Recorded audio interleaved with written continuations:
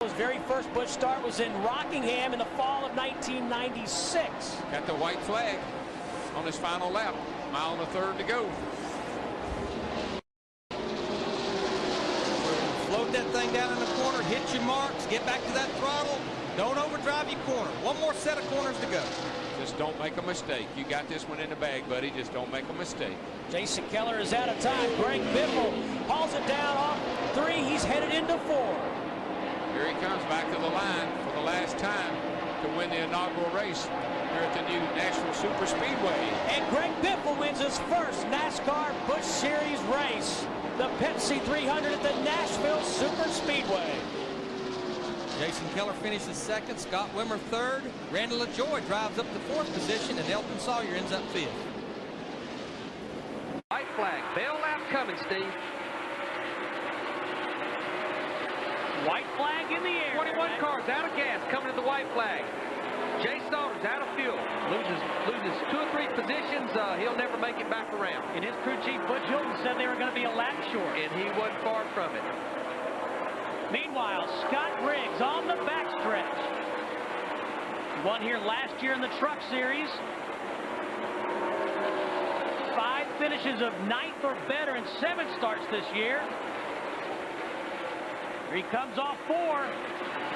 Scott Briggs will win the Pepsi 300 here at the Nashville Superspeedway. Jack Sprague will finish second.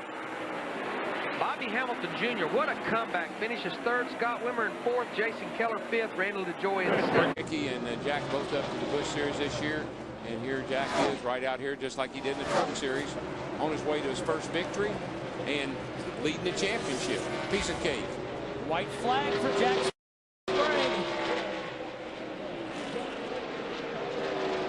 About a half a mile from his first NASCAR Busch Series victory.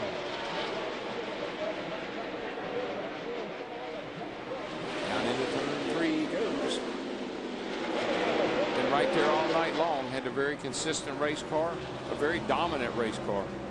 And here he comes to take the checkered flag here at the Nashville Superspeedway. Jack Sprague's going to win his first NASCAR Busch Series event here at the Nashville Superspeedway. Another first-time winner, 3 for 3 at the Nashville Superspeedway. Great run for Bobby Hamilton Jr.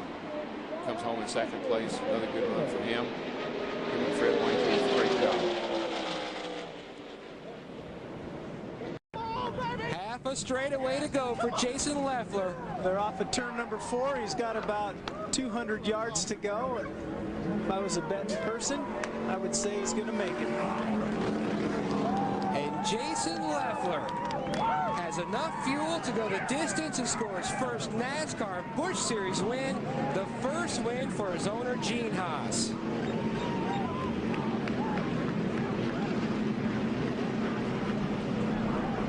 Glenn is with his crew chief. Here we go. This time by the start-finish line.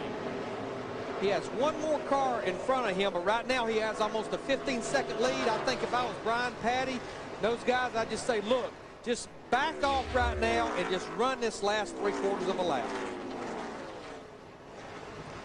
Sorensen will join Greg Biffle, Scott Briggs, Jack Sprague, David Green, Michael Waltrip, and Jason Leffler as winners here at the Nashville Superspeedway.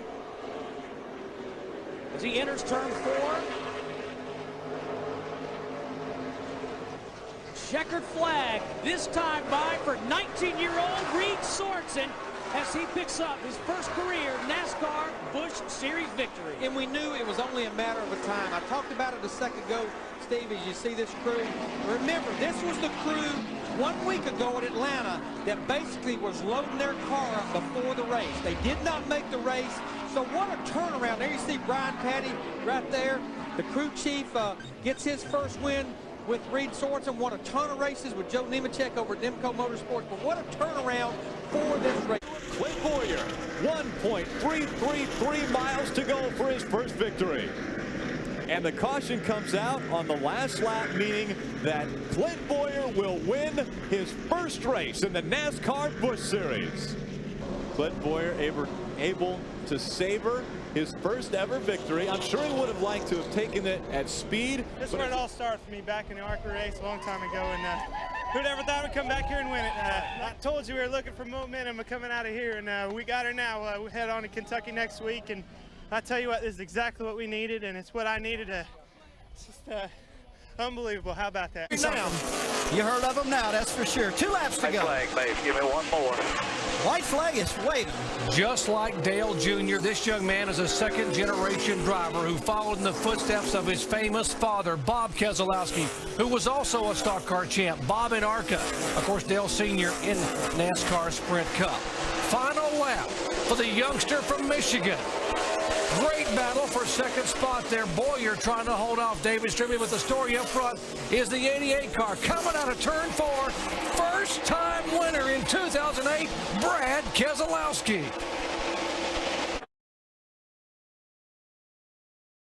We have been talking about the possibility of Mike Skinner having a push as David Rudiman tries to get right up behind him. Rudiman's been running on the inside of the track. We'll see if he can hold the inside line and get by Mike Skinner. Skinner moving up.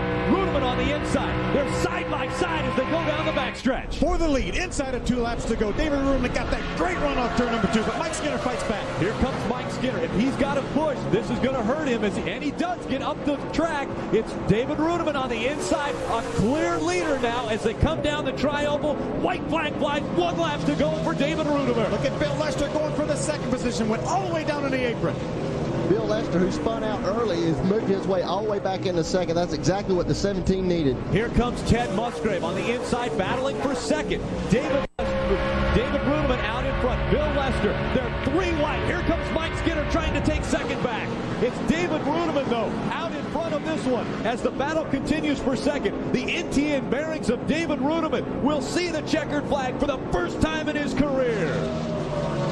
What a terrific race. Look at him racing 3 wide back there for about 4th. They did some swapping there in that last corner now. Skinner, he slid back up in front of those guys. I believe Musgrave got right back around him. What a great job by David Rudiman and his entire NTN bearing team. You don't think they're happy, do you? Well, I'll tell you what. David Rudiman thought that 2 races ago in Memphis, he lost his first ever win by missing a shift on the restart. Now, he's able to work his way by Mike Skinner and claim his first ever win in the NASCAR Craftsman Truck Series in just his 41st start. Wendy, who have you caught up with? Doesn't matter what level you're in, if you're behind the wheel and you're racing, it is so fun to win. And he's going to take home that Gibson guitar. Ryan Preece wins at Nashville.